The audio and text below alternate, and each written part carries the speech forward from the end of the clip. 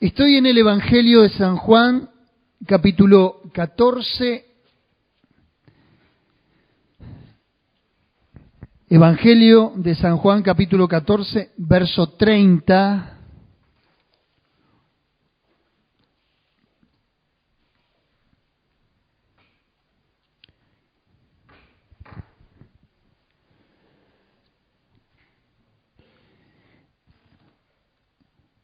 Dice, versículo 30, no hablaré ya mucho con vosotros, porque viene el príncipe de este mundo, y él nada tiene en mí.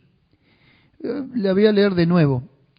No hablaré ya mucho con vosotros, porque viene el príncipe de este mundo, y él nada tiene en mí. Desde el capítulo 13 en adelante, comienza lo que muchos denominan la pasión de Cristo. Comienza en aquella cena íntima donde se comparte la Pascua, donde Jesús lava los pies a los discípulos y allí comienza todo un entramado, un relato muy íntimo. Jesús no estaba hablando a la multitud en esta oportunidad, estaba más bien remitiéndose a ese grupo íntimo, a esos afectos más cercanos. Por eso es que todo el capítulo 13 Jesús comienza a dar una serie de declaraciones, aseveraciones acerca de sí mismo, como por ejemplo anuncia que Judas lo va a traicionar en el capítulo 13, también dentro del mismo capítulo 13 anuncia que Pedro lo va a negar. Él les está haciendo tomar conciencia a los discípulos que será muerto, que será crucificado, que se escandalizarán de él. Es allí donde, en ese círculo íntimo, donde Jesús abre su corazón y va a comenzar a expresar lo por venir, los días de la pasión, que los discípulos entran como en una suerte de congoja, de desesperación. Ahí es donde los sueños de ellos comienzan a esfumarse, a romperse, ya que concebían en la persona y en la figura de Jesús un libertador, pero no desde la índole espiritual, sino un libertador con el perfil del rey David, de capa, de espada, de ejército, de liberación, un político, un caudillo que los liberara de su escenario presente. Por eso es que en el capítulo 14, cuando uno lee el versículo 1, dice, no se turbe vuestro corazón. ¿Creed en Dios? ¿Creen en Dios? Creed también en mí. ¿Por qué estaban turbados? Por la declaración de Jesús, de que uno de sus íntimos lo iba a negar, otro lo iba a traicionar, él iba a ser muerto. 3 años y medio de seguirlo, de ver la manifestación de Dios en carne, de las promesas que Jesús les hacía acerca del reino venidero, de la edad de oro, entre comillas, que cualquier judío anhelaba, ver ciegos ser sanados, leprosos limpiados, muertos resucitados. ¿Qué menos de eso se podía esperar? Pero ahora pareciera que Jesús les pone sobre el bastidor un lienzo negro de desesperanza, de oscuridad, un final poco feliz. Es allí donde está aquella famosa declaración, donde Jesús dice en el verso 3, por ejemplo, si me fuere, verso 14, capítulo 14, verso 3, si me fuere, yo os prepararé lugar, vendré otra vez, tomaré a mí mismo. El hecho de decirles si me fuere, ya a los discípulos les rompía el corazón. En el verso 6, ellos le preguntaron, ¿y dónde es que vas? ¿Y dónde es que te vamos a seguir si no sabemos dónde vas? Está la famosa frase, yo soy el camino, la verdad y la vida, el que nadie viene al Padre si no es por mí. Pero entiendan ustedes que bajo este entorno Jesús da estas declaraciones. Pero en el verso que nosotros leímos como texto de pila, no hablaré ya mucho más con vosotros porque viene el príncipe de este mundo y nada tiene en mí. Déjeme exponer un poquito del pasaje. Cuando se está hablando, le está diciendo, ya no hablaré mucho con vosotros, le está diciendo, ya se está cerrando el capítulo de mi vida. Ya está llegando al final esta historia feliz del Mesías. Les está diciendo en otras palabras, ya no tengo mucho más para decirles. Está terminando mi ministerio terrenal. Y viene el príncipe de este mundo. Sabemos por el libro de Efesios que el príncipe del mundo, o el príncipe de la potestad del aire, como lo describía Pablo, es Satanás. Hasta este momento parecía ser que la jurisdicción de la tierra la tenía Jesús. Porque cuando Jesús viene, todo ese mapa delictivo de Satanás, de endemoniar gente, de enfermar gente, de arruinar vidas enteras, es como que Jesús aparece en la escena y rompe ese mapa delictivo. Y se manifiesta el reino de Dios en toda su plenitud. Y parece ser que Satanás va perdiendo poder, cuando dicen amén. Los evangelios nos muestran a un Jesús extraordinario, haciendo milagros, desafiando los poderes de las tinieblas, ordenándole a los espíritus inmundos que se sujeten. Verdaderamente Jesús vino a arruinarle la fiesta a Satanás. Pero ahora Jesús está corriendo de la escena y ¿qué dice el verso 30? Viene el príncipe de este mundo. Satanás iba a venir y ya sabe usted a qué. A traer una aparente derrota, crucificando al Hijo de Dios. El príncipe de este mundo venía creyendo que a través de la crucifixión abortaba el plan de la redención. Pero no se daba cuenta que lo que Satanás quería dañar, en este caso la persona de Jesús, redundaba para bendición y para salvación nuestra. Porque Él era necesario que muriera por nosotros, por nuestros pecados, para resucitar en victoria y darnos a nosotros la liberación. Pero déjeme concentrarme en esta frase. Por favor, sígame. Verso 30. No hablaré ya mucho más con vosotros porque viene el príncipe de este mundo, y él nada tiene en mí. ¿Qué significa? Viene Satanás, pero él nada tiene en mí. Pareciera que cuando Jesús viene haciendo un hilo de pensamiento, esto es como que está fuera de término, fuera de lugar. Viene Satanás, el príncipe de este mundo, y él nada tiene en mí. ¿Qué significa? La interpretación sería la siguiente. Viene el príncipe de este mundo, no tiene de qué acusarme. O mejor dicho, no puede hacer reclamaciones legales contra mí. ¿Cuándo una persona puede decir, viene Satanás, pero él no tiene nada en mí? Cuando una persona camina en la voluntad de Dios. Cuando una persona no le está dando un derecho legal a Satanás para que él tome ventaja sobre nuestras vidas y nos oprima, y nos esclavice, y nos subyugue, y nos tenga como víctimas y esclavos. Jesús podía decir, Satanás no tiene nada en mí, porque Jesús caminaba en la voluntad de Dios.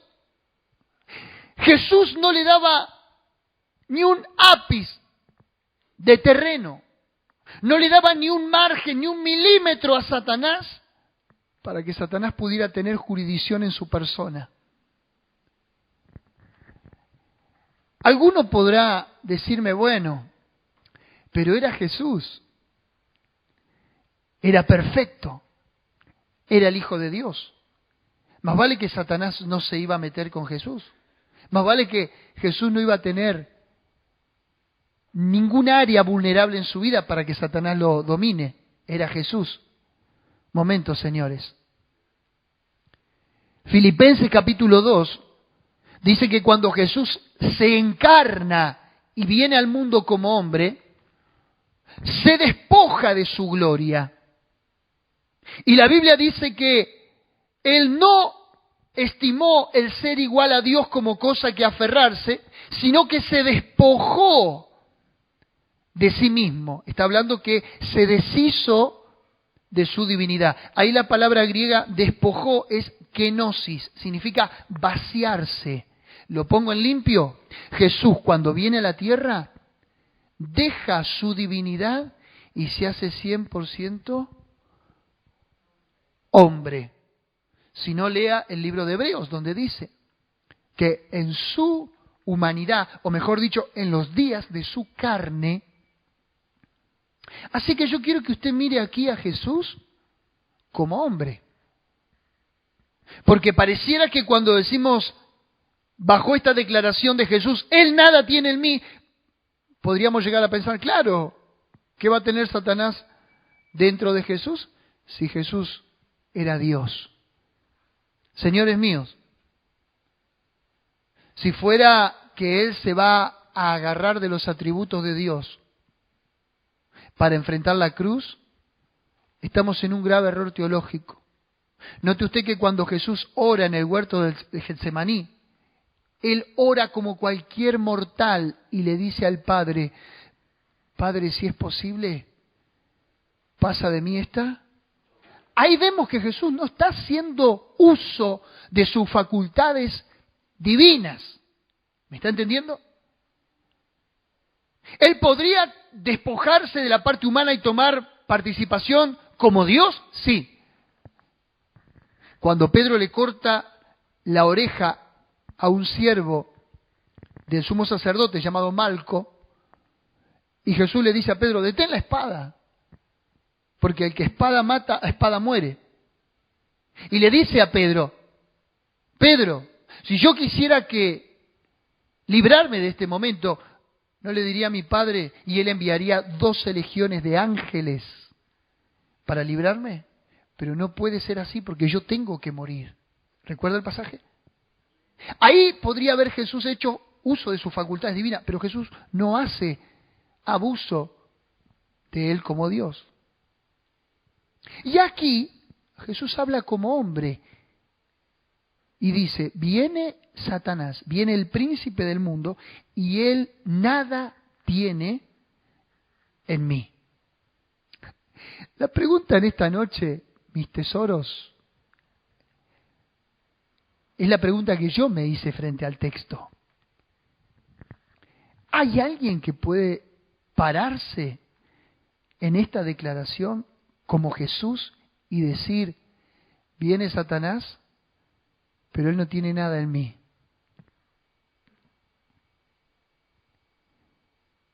¿Qué pasó? ¿Se vino el huracán? ¿Se vino una tempestad?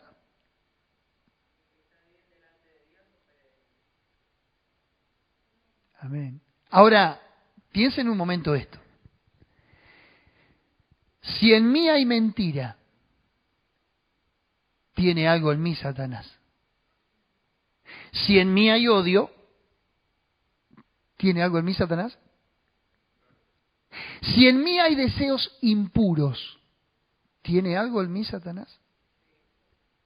Y así podríamos hacer una larga lista.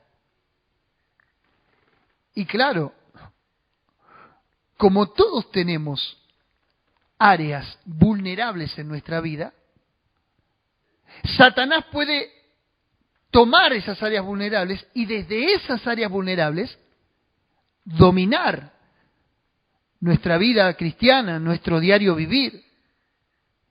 ¿Quién no tiene algo? Sería la pregunta, ¿no es cierto?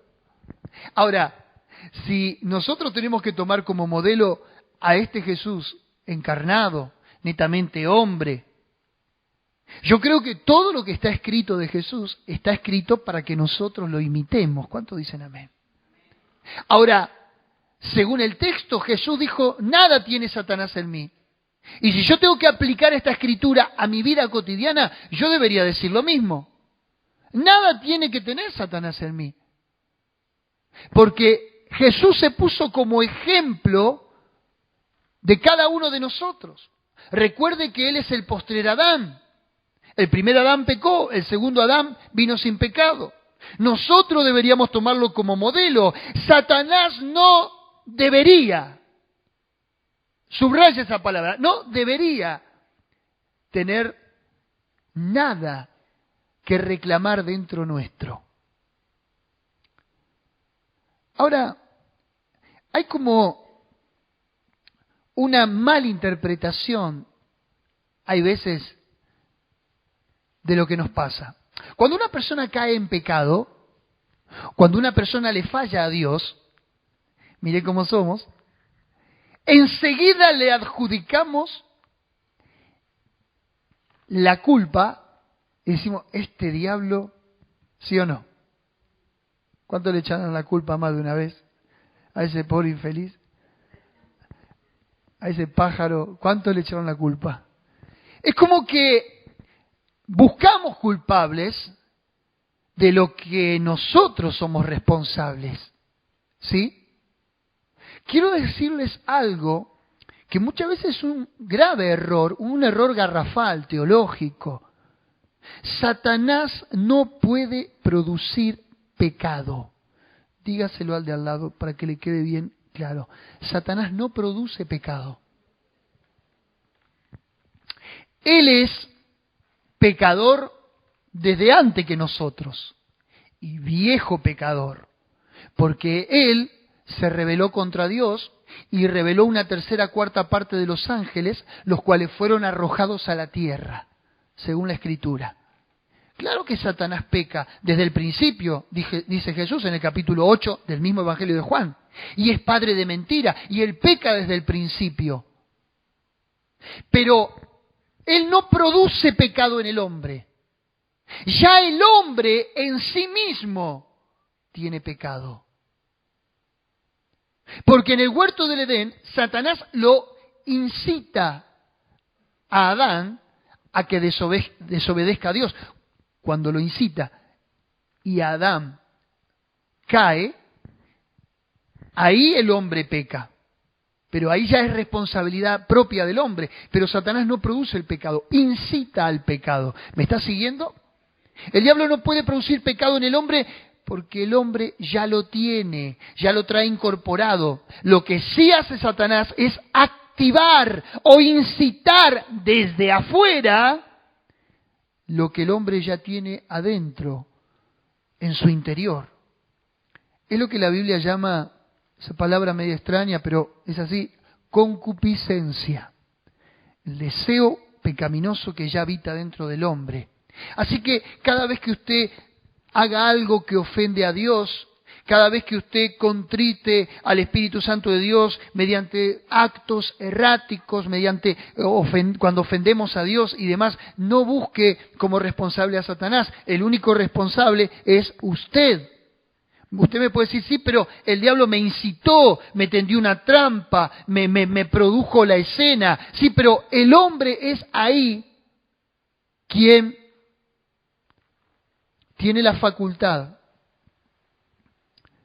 para que Dios lo socorra en la tentación y de la tentación poder salir airoso. Fíjese usted este ejemplo, este cuadro. José, un hombre temeroso de Dios. Génesis capítulo 38, 37, 38. Dice que la esposa de Potifar lo seducía constantemente. Y él siendo un servidor, un esclavo de la casa, un doméstico, la mujer de Potifar, la egipcia, se ve que era bonita, muy exuberante, lo excitaba, jugueteaba, coqueteaba con él, un muchacho joven. Sin embargo, cuando en un momento ella le dijo, duerme conmigo, José le dijo, ¿cómo haría yo este grande mal pecando contra Dios y contra tu esposo. Mire usted cómo este hombre tuvo la facultad, el temor de Dios para frenar. Quiere decir que nosotros tenemos en el momento un tiempo de luz, un tiempo de reflexión para ver si conviene o no conviene hacer lo que hacemos mal. Nunca usted va como un caballo desbocado al pecado. Siempre hay un proceso en el que usted puede reflexionar. El Espíritu Santo va a traer la palabra a tu corazón para resguardarte y para decirte, no lo hagas. Tu conciencia misma te va a dictar desde tu interior y te va a gritar que eso está mal, que eso ofende a Dios. Entonces, no le echemos la culpa a Satanás. ¿Satanás te va a presentar el escenario? Sí. ¿Te va a excitar desde afuera? Sí. Pero nunca va a producir el pecado en vos como para que vos vayas allí con los ojos vendados a la caída. En otras palabras, lo que sí sabe Satanás y de lo que es responsable es de saber activar o apretar el botón correcto para que vos desobedezcas. Él sabe tu área de vulnerabilidad, Él sabe tu área de debilidad. Aquellos que han salido de las drogas, sabe con qué los va a venir a seducir Satanás. Aquellos que han salido de una vida de infidelidad, sabe dónde Satanás va a activar el botón para hacerte desobedecer. Aquellos que son dados quizá al desenfreno, al montones, podemos poner muchos ejemplos, de deseos pecaminosos, de excesos. Satanás sabe el área vulnerable de cada uno. Lo que él no puede es manejar desde tu interior. Puede presentarte la escena desde lo externo, pero no de lo interno. ¿Me estás siguiendo? Ahora, cuando Jesús dice, el príncipe no tiene nada en mí, el príncipe de este mundo. Porque Jesús vivía una vida rendida a Dios.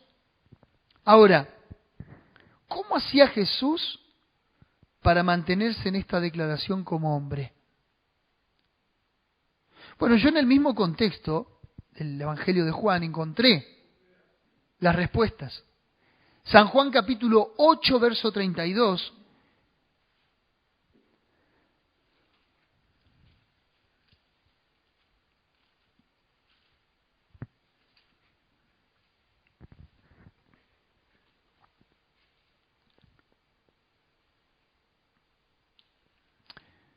Perdón, 23, no 32. San Juan 8, 23. Dice algo interesante también el 32, pero no, es el 23. ¿Cómo hizo Jesús para decirle al diablo, vos no tenés nada en mí? Aquí hay una de las tantas respuestas. Y les dijo, vosotros sois de abajo, yo soy de arriba. Vosotros sois de este mundo, yo no soy de este mundo.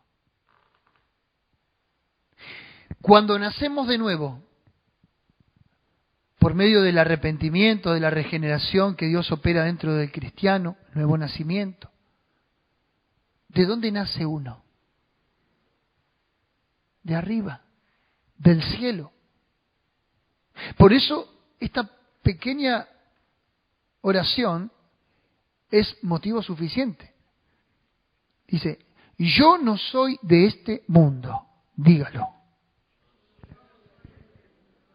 Jesús aquí estaba hablando como hombre, ¿eh? Dijimos que se despojó de su gloria según Filipenses capítulo 2.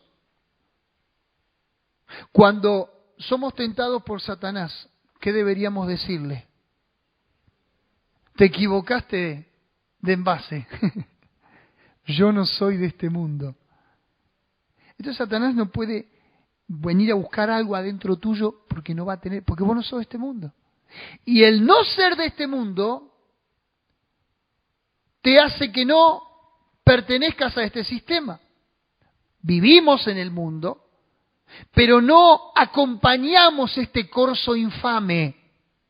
No nos metemos en esta comparsa y en este berenjenal del mundo que vive una vida desordenada, una vida promiscua, una vida precoz, una vida que desafía a Dios constantemente. Aquellos que somos de arriba, aquellos que hemos nacido de nuevo, deberíamos mantener esta aseveración: no soy del mundo. Cuando te ofrezcan algo, no soy del mundo. Cuando se te presente todo el escenario para pecar, ¿qué deberíamos decir? No soy del mundo, señores. Se te van a reír en la cara. Seguro, van a decir: no. A ver las antenitas, ¿dónde están? ¿Sos un marciano? ¿Sos un extraterrestre? ¿De dónde sos? Jesús dijo: no soy del mundo. Y nosotros tampoco somos de este mundo. A menos que todavía no hayamos nacido de nuevo. Así que, ¿por qué Jesús le dijo a los discípulos: viene el príncipe de este mundo y no tiene nada en mí? Claro, porque Jesús no era de este mundo. Si hasta este momento no te animás a decir: no soy de este mundo, es momento como para empezar a practicarlo. Es momento para empezar a soltar amarras de aquellas cosas que te atan, que te ligan al pecado, a las relaciones que no son convenientes, a una vida que no encuadra conforme a lo que Dios ha planificado para nosotros. ¿Están entendiendo? Claro que es un mensaje que confronta, que desafía, que te muestra dos alternativas, o una o la otra, no hay términos medios. Pero si realmente queremos que Satanás no tenga nada dentro nuestro, no podemos ser de este mundo. Porque este mundo está contrario a Dios. El mismo Juan escribe en su primera epístola de Juan, capítulo 2, verso 15 y 16, dice: no améis al mundo ni las cosas que están en el mundo. Si alguno ama al mundo, el amor del Padre no está en él. Porque escuche, los deseos de los ojos, la vanagloria de la vida, los deseos de esta vida, no provienen del mundo. No provienen de Dios, sino del mundo. Y el mundo pasa, pero el que hace la voluntad de Dios permanece para siempre. Ahora, la segunda aseveración que Jesús hace está en el capítulo 8 también, versos 46. Y acá sí que es un desafío, tremendo desafío. Verso 46 del capítulo 8, el mismo Juan. ¿Quién de vosotros, le dice a la gente, me redarguye de pecado?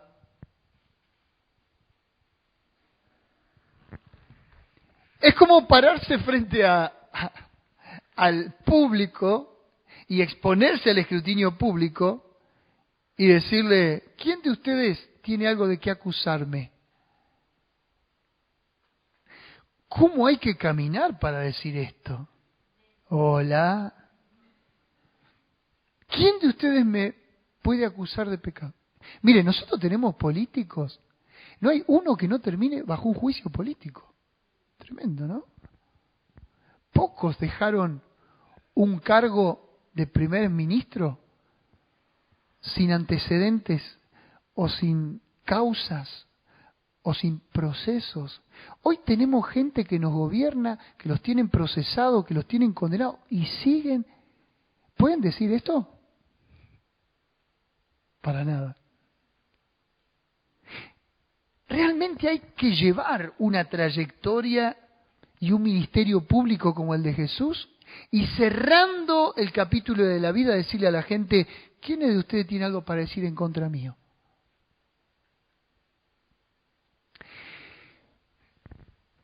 Menos mal que estamos camino a ser como Jesús, ¿no?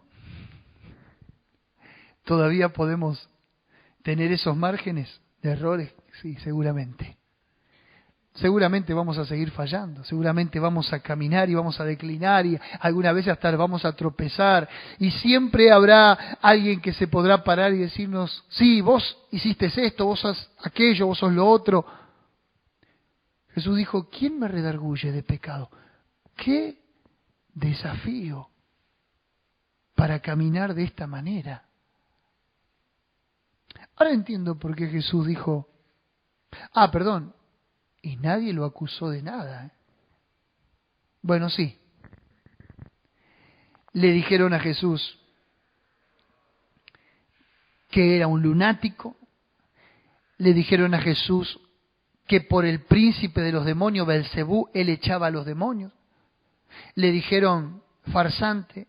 Le dijeron blasfemo porque se asemejó a Dios. Bueno, le dijeron muchas cosas. Pero a ciencia cierta nadie lo pudo acusar de nada a Jesús. ¿Y qué otro elemento puede hacer que nosotros digamos, Satanás no tiene nada en mí? Vuelvo al capítulo 14, por favor. ¿Cómo hacer para que Satanás no tenga nada en mí? Dijimos, no siendo de este mundo, lograr de que nadie nos pueda culpar de incurrir en un pecado, pero un tercer elemento, y yo creo que el más poderoso que los otros dos.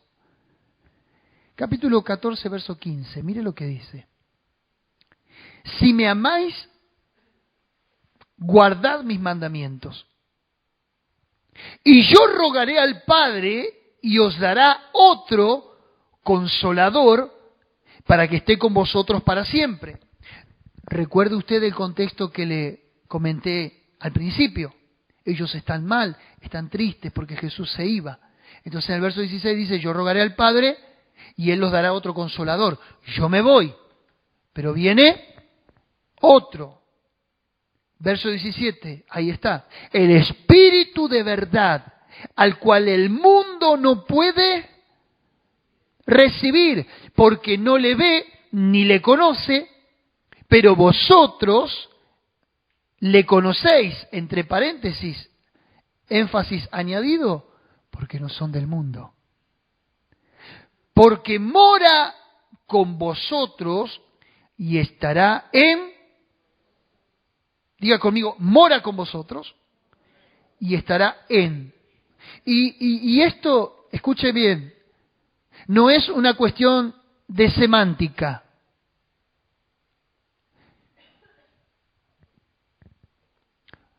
Proposiciones se llaman ante, cabe, con, contra, de, desde. Bueno, note usted, mora con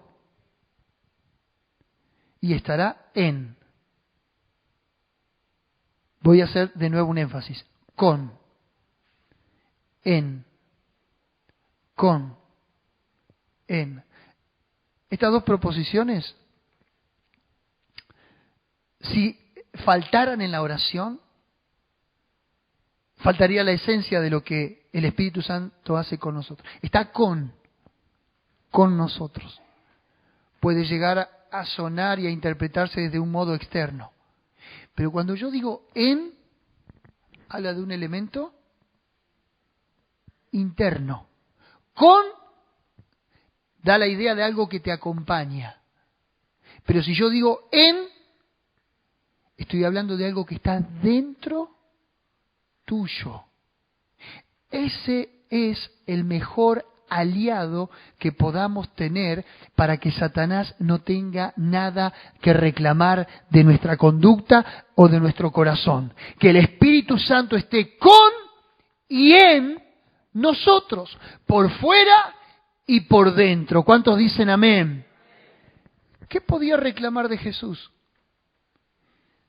Si Jesús, la misma esencia divina, tenía la presencia del Espíritu Santo fuera de él y dentro de él. ¿Qué está diciendo, pastor? ¿Jesús tenía el Espíritu Santo? Obviamente. ¿Acaso él no dijo en Lucas capítulo 4, verso 18, el Espíritu de Jehová está sobre mí y me ha ungido? Porque él como hombre necesitó estar ungido, él como hombre necesitó la presencia del Espíritu Santo. ¿Acaso cuando sube del bautismo en Mateo capítulo 4, él no recibe el Espíritu Santo como paloma?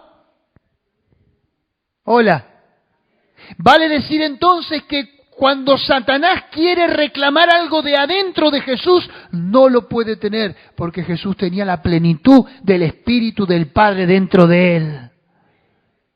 Decía al de al lado, ¿qué estás esperando para tener la llenura, la presencia, la plenitud del Espíritu? ¿Qué estás esperando para que el Espíritu esté con y en dentro tuyo? ¿Por qué digo que este sería nuestro mejor aliado?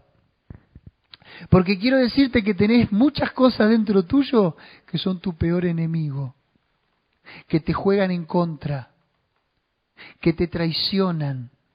Sí, hay dentro de tuyo y dentro mío subversivos que constantemente, cuando Satanás sabe qué botón apretar para nuestra desobediencia, ellos se vuelven del lado de él. Y vos quedás entre medio como una víctima. Estoy diciendo que cuando tenemos pecados dentro nuestro, pecados ocultos, Satanás dice, ya sé qué botón apretar, y se vuelve a favor mío. Pero cuando nosotros confesamos nuestros pecados y dejamos que la plenitud del Espíritu Santo habite dentro nuestro, Satanás no tendrá ningún derecho, ningún reclamo legal para someternos a él. Sigo. Verso 18. No os dejaré huérfanos. ¿Y por qué él les habla de la orfandad? ¿Por qué? Porque hasta este momento ellos lo adoptaban a Jesús como el Padre. Porque de hecho, en el capítulo 14, verso 8, Felipe le dijo, Señor, muéstranos al Padre y nos basta. Jesús le dijo, ¿tanto tiempo hace que estoy con vosotros y no me has conocido, Felipe? El que me ha visto a mí, ha visto al Padre. ¿Cómo pues tú dices, muéstrame al Padre? ¿No crees que yo soy en el Padre y el Padre en mí? Las palabras que yo os hablo, no las abro por mi propia cuenta, sino que el Padre que mora en mí, Él hace las obras. Creedme que yo soy en el Padre y el Padre en mí. De otra manera, creedme por las mismas obras. Jesús le está diciendo, yo soy el Padre. Pero como Jesús le está diciendo, yo me voy, ¿qué iba a pasar con esos hijos? Iban a quedar huérfanos. Así que Jesús les está diciendo ahora, no os dejaré. ¿Y por qué le dice no los dejaré huérfanos? Y porque Jesús le dijo, yo soy su Padre. Pero no los voy a dejar abandonados. Vendré a vosotros. Ya no como la figura del Padre, ya no como la figura de Jesús, sino ahora como la figura del Espíritu Santo. Verso 19. Todavía un poco y el mundo no me verá más, pero vosotros me veréis, y porque yo vivo, vosotros también viviréis. En aquel día, cuando Jesús fuera quitado, vosotros conoceréis que yo estoy en mi Padre, y vosotros en mí, y yo en vosotros. Toda una reciprocidad mutua. El Padre en Jesús, Jesús en el Padre en nosotros, nosotros en Jesús. ¿Qué modo hay en semejante comunión que Satanás pueda tener algo dentro tuyo? Ahí no hay lugar para la mentira, ahí no hay lugar para el odio, ahí no hay lugar para la oscuridad. ¿Se da cuenta cuánto tenemos todavía que cultivar la comunión y la relación con Dios para que en nuestra vida nos busquen de donde nos busquen, nos examinen de donde nos examinen? Lo único que puedan encontrar en nosotros es a Cristo. Cierro con esto, verso 23. Respondió Jesús y le dijo, el que me ama, mi palabra guardará, y mi Padre le amará, y vendremos a Él, a usted y a mí, y haremos morada con Él. Qué maravilloso. Hay un pasaje en el que un discípulo quería seguir a Jesús. No era del círculo íntimo de los 12, sino uno de afuera. y le dijo: Maestro, te seguiré donde vayas. Jesús le dijo: las zorras tienen su guarida, las aves del cielo tienen sus nidos, pero el Hijo del Hombre no tiene dónde recostar la cabeza. Jesús le está diciendo, en otras palabras: mirá que no tengo nada que ofrecerte. No tengo nada para